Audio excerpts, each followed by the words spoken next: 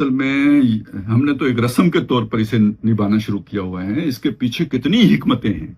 अब वो हिकमत, हुक्म रोजा रखो, उसकी हिकमत, उसके कितने पर्त हैं। एक नहीं होता, कई होते हैं।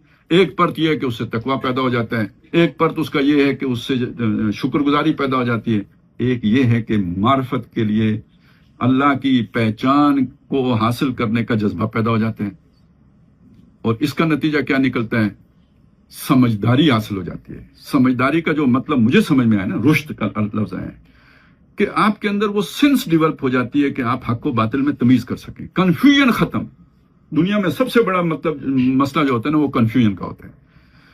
अंधेरा, हक क्या है, बातिल क्या है, सही क्या है, गलत क्या है। फिर जब झूठ इतना हो जैसे हमारे दौर में है तो पहचानना और भी मुश्किल।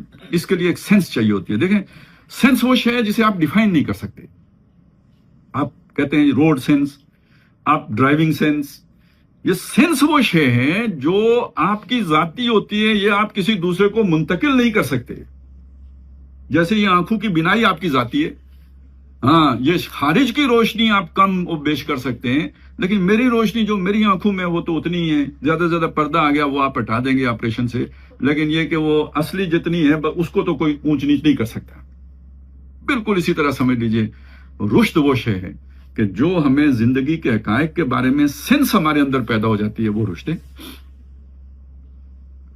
नहीं तो बंदा कोई अमात नहीं कर रहा होता है और समझ ये रहा होता है कि मुझसे ज्यादा जो है ना वो अच्छे फैसले करने वाला कोई नहीं। तो ये भी किसके नतीजे में पैदा होगी? सही समझ। ये देखिए, ये एक हिकमत इसकी ये है। अब ये सारी कितना बड़ा पैकेज है जो अल्लाह के नबी सल्लल्लाहु अलैहि वसल्लम और अल्लाह ताला में दे रहे हैं ना। तो जितना बड़ा पैकेज हो, इतनी ही बड़ी मसूलियत भी होती है।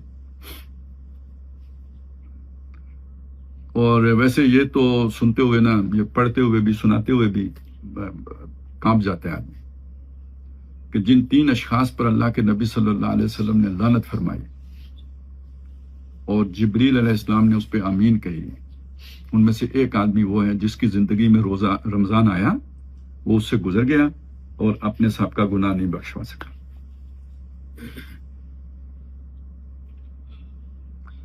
तो इस हवाले से तो मैं समझता हूं कि हमारी आज यानी गुफ्तगू एक हद तक पूरी हो गई है।